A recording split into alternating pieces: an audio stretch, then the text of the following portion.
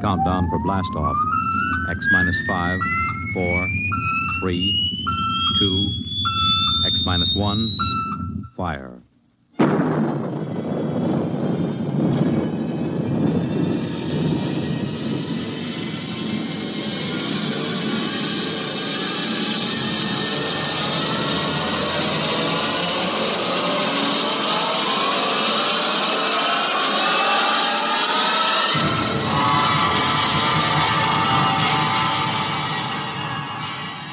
From the far horizons of the unknown come tales of new dimensions in time and space.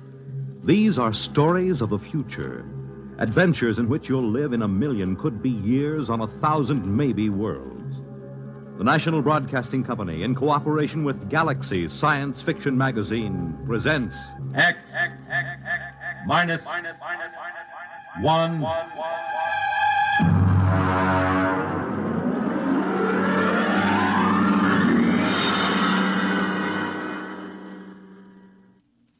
Tonight, the time after the next atomic war. The place, somewhere in the United States. The story, The Moon is Green, by Fritz Leiber.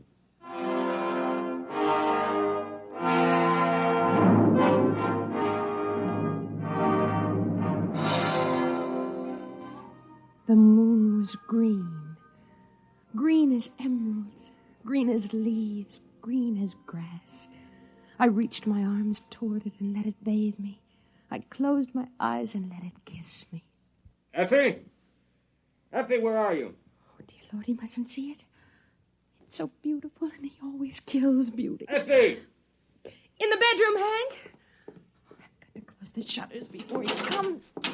Mustn't. Effie! What the devil are you doing? Close those shutters, you fool! Come away from there. You're trying to destroy yourself and me, too. You know those shutters are not safe to open for another 5 years. I only wanted to look at the moon. The moon? Here, count yourself for radiation. You know what the Central Committee would do to you for breaking the lead shield? Kill me. I wouldn't mind. Don't talk like that. Would it be so different from being shut up in a lead coffin the way we are now? Would it be worse than the eternal thud of the air conditioners and the radiation filters? Be still and count yourself. Good Lord. We're past the danger zone. Oh, wait a minute. Did you take off your watch? No. Well, give it to me. You fool. You little fool. What am I going to do with you? Can't you understand what kind of a world you're living in? Can't you?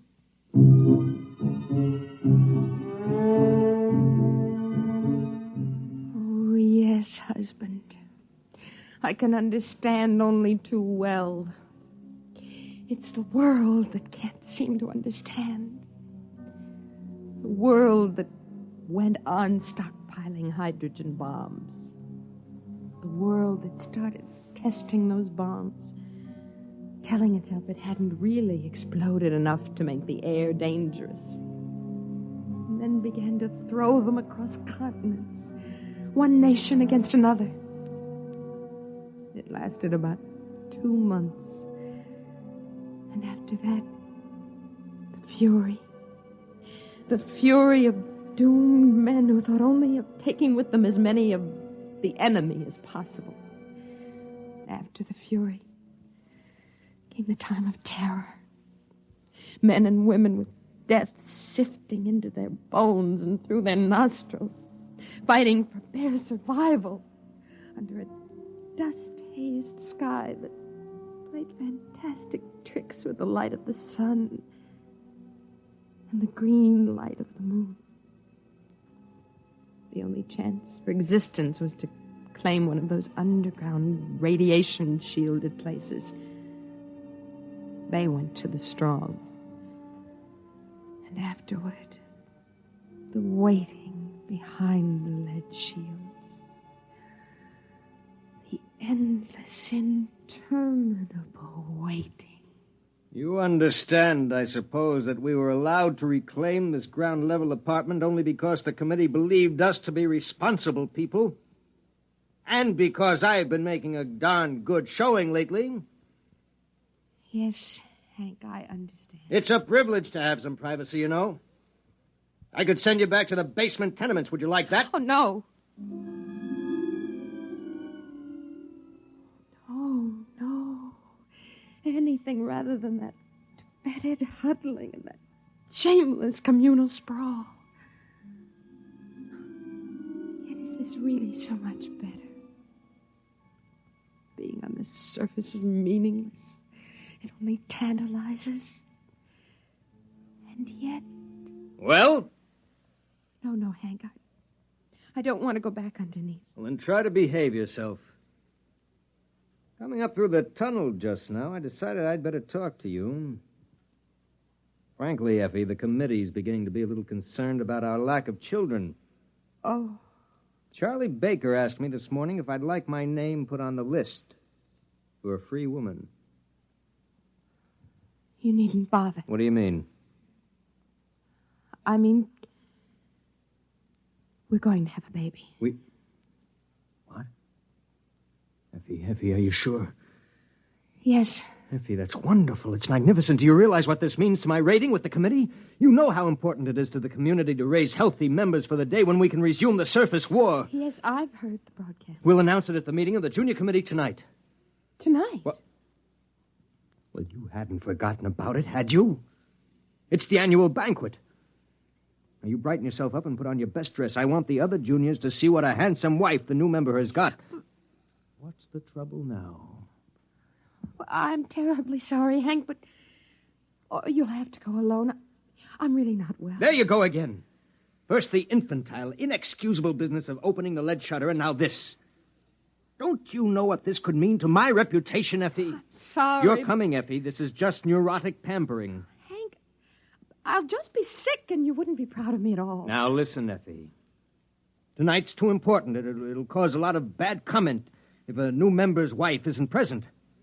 You know how just a hint of sickness starts all kinds of rumors about radiation disease. Now, what do you say? No. Effie, you're going. There's nothing wrong with you if I have to... Hank, you're hurting my arm.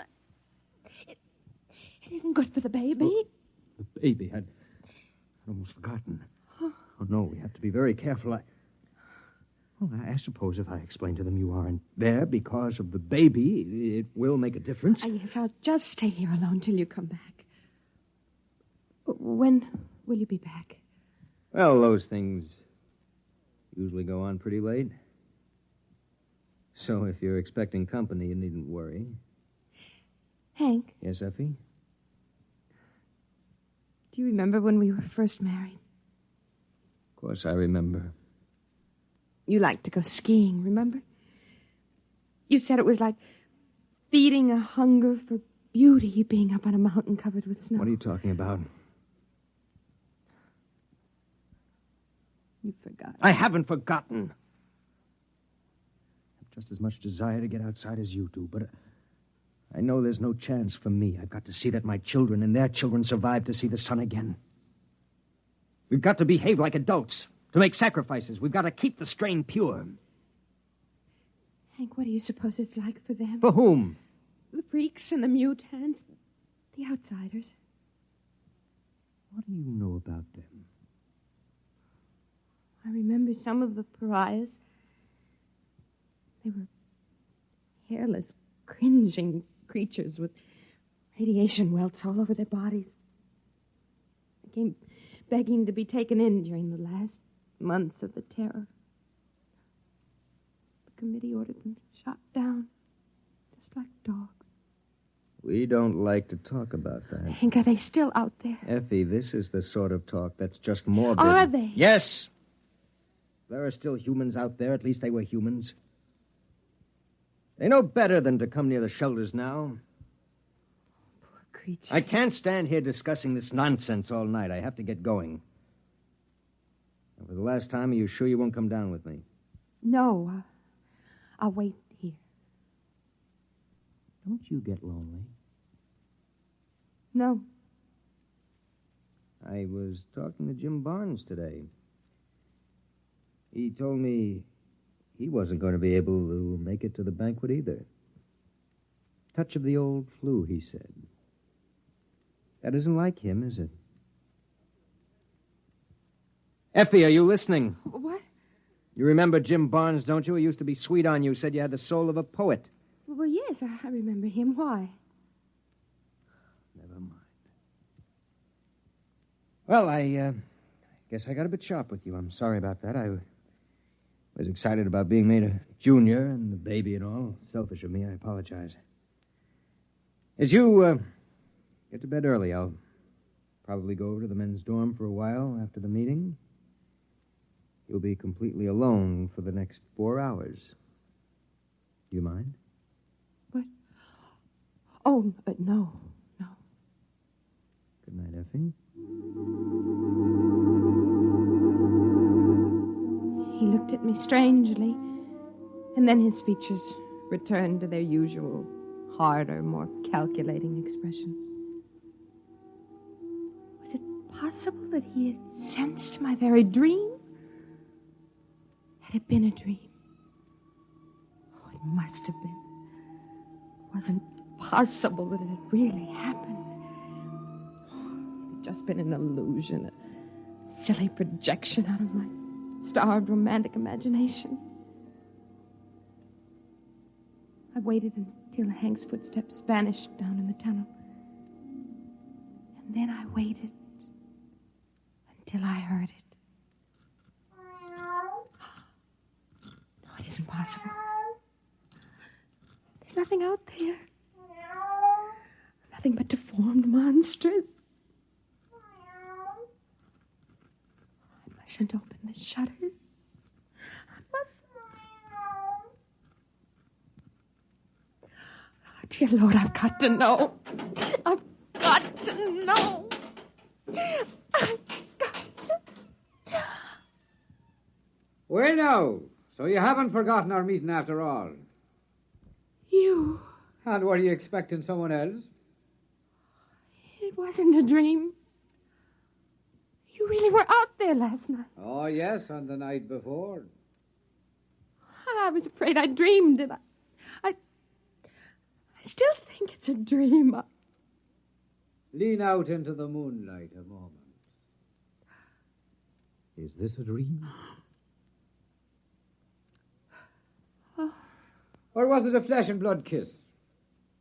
And your name is Patrick. Aye? Patrick.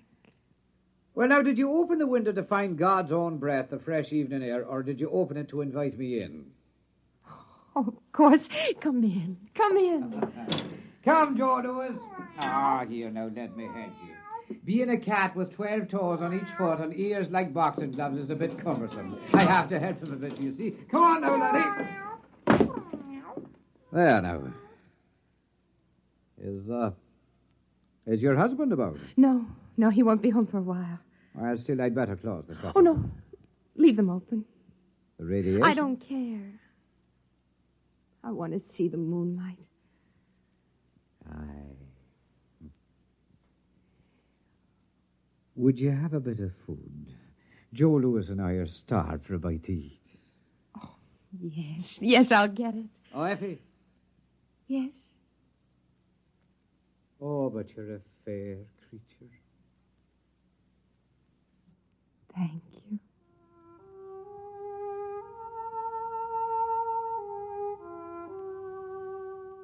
His face wasn't horrible at all. Only thin and sensitive and terribly sad. And there were no radiation welts or scars on his skin. He looked just as he had looked that first night when I opened the lead shutter and saw him crouched at the window. And now I knew it had been no dream. He was an outsider, a pariah. He was my love. Here's some canned meat and a food pill, and I put on some water for coffee. Oh, bless you, Arun. Come on now, Joe. Here's a bit of meat for your black soul to feed on. He's hungry, poor creature.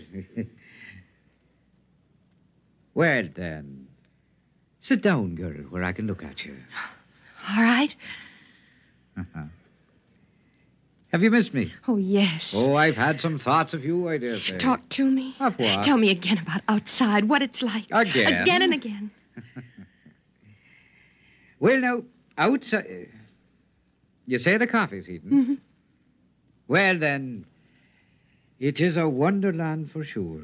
More amazing than you and your entombed folk could ever imagine. A veritable fairyland. Tell me the truth about The it. truth? I am telling you the truth, my love. But the bombs and the dust made only ugliness. At first. But then they changed the life in the seed of them that were brave enough to stay. Wonders beyond wondering bloomed and walked. Well, have none of you been outside? Well, the radiation teams go up into the ruined buildings once or twice a year to find canned food and batteries. But they can only work for a few minutes at a time. Ah, sure, those blind-souled slugs could never see anything but food and batteries anyway. Oh, tell me what you see, beyond the city, I mean. Ah, there are gardens there. Gardens where a dozen buds blossom for every one before. And the flowers have petals a yard across. Oh. And there are stingless bees as big as sparrows supping their nectar. But did the radiation make all the cats like this one? Like this runt? Why, no, girl. They are grown spotted and huge as leopards. But they're gentle beasts, for the dust has burned all the murder out of every living thing. Well, Hank says the dust kills. Would you like to hear the poem I made? Yes. I'd say it.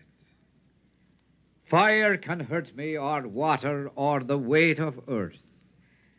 But by some curious coincidence, the dust is my friend. Oh, more.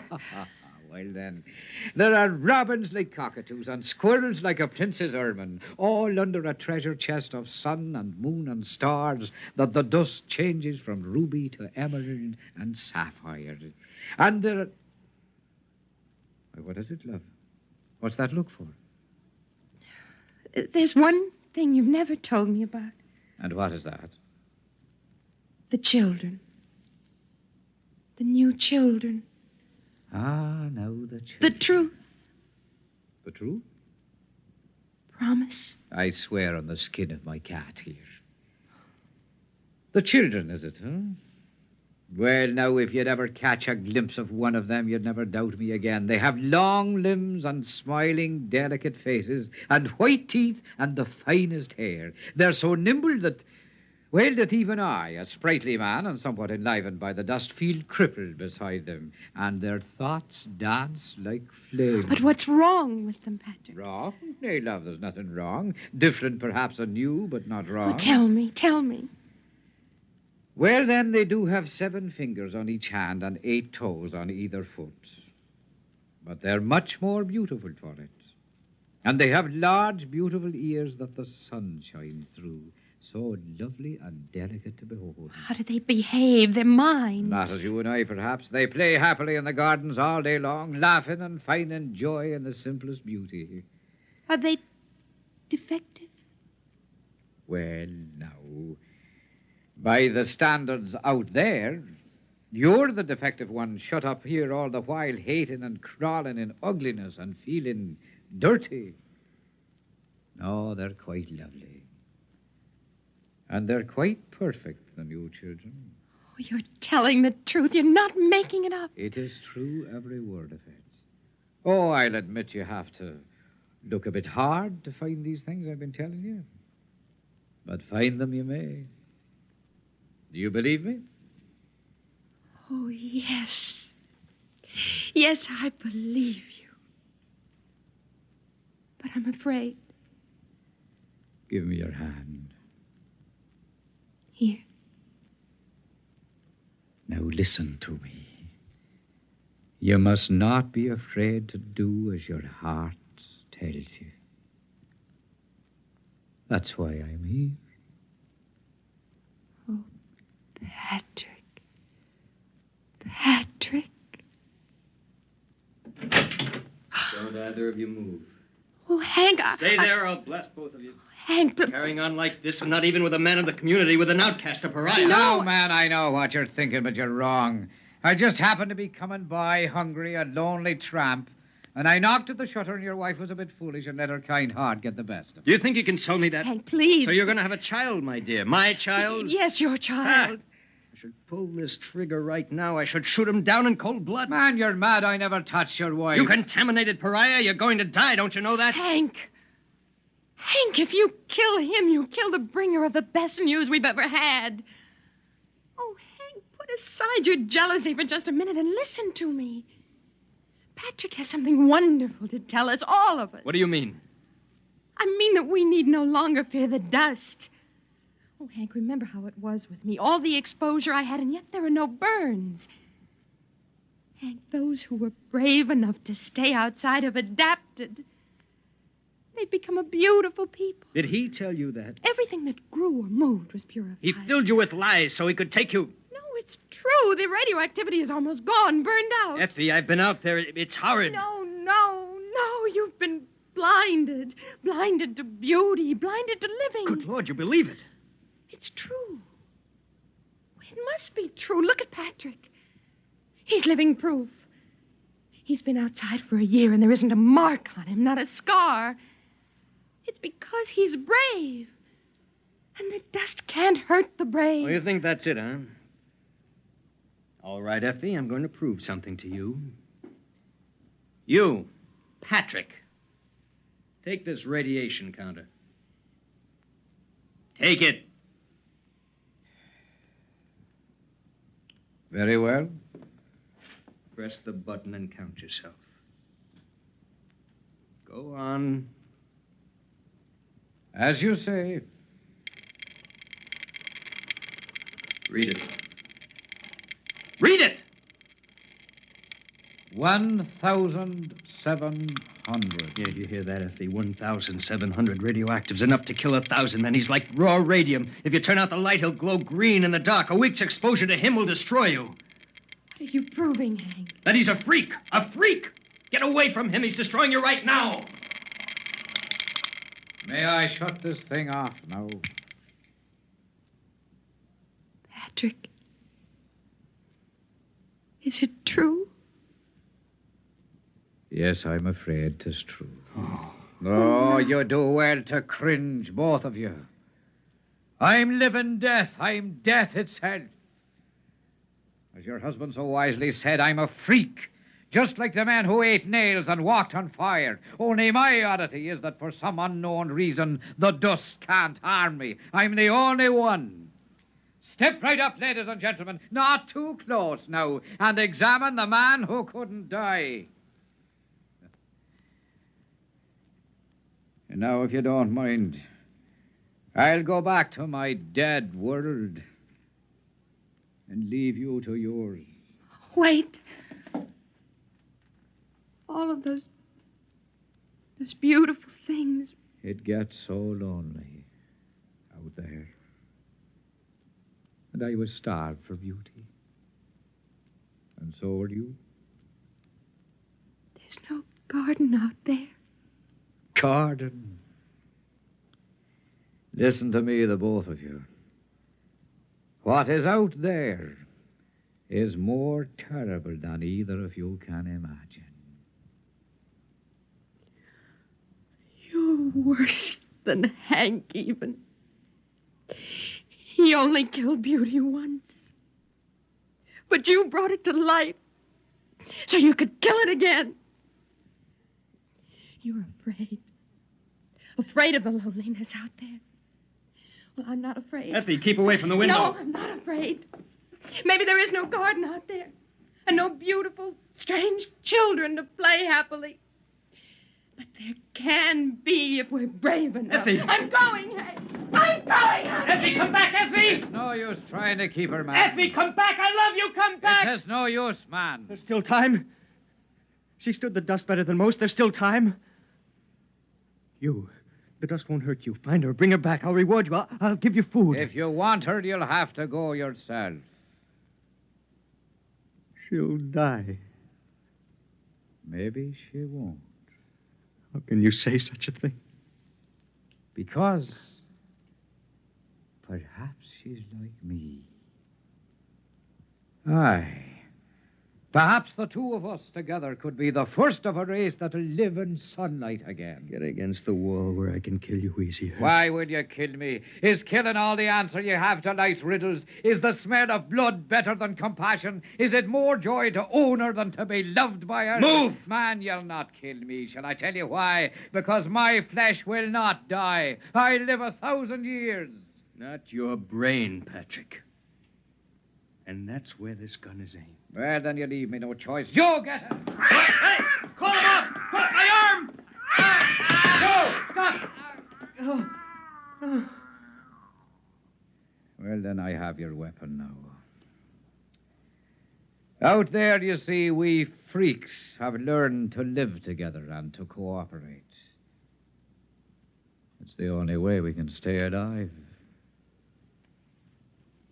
Oh, I'll give Effie your love. Come on, Joe. Oh, you'd better close the shutters as soon as we're gone. The moon is beautiful, but it's deadly.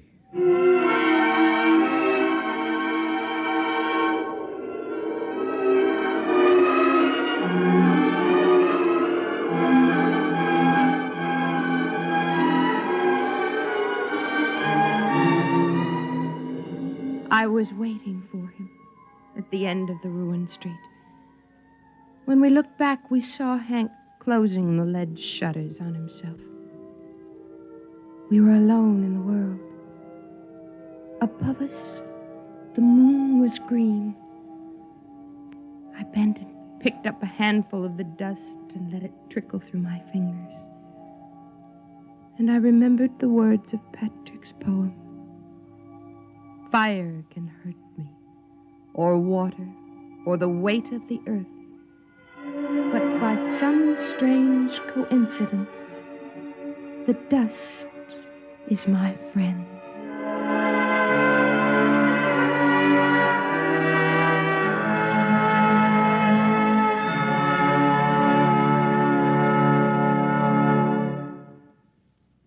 You have just heard X-1, presented by the National Broadcasting Company in cooperation with Galaxy Science Fiction Magazine, which this month features Advance Agent by Christopher Anvil, the story of a spy who had the worst possible break.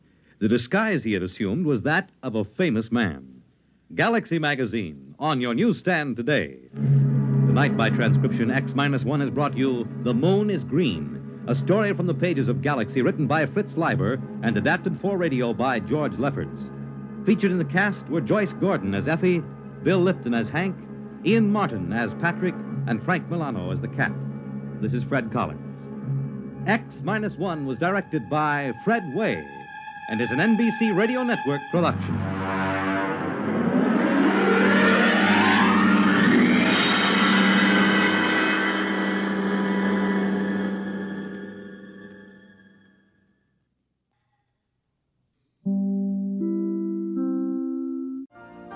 You've been listening to the OTR Gold Network.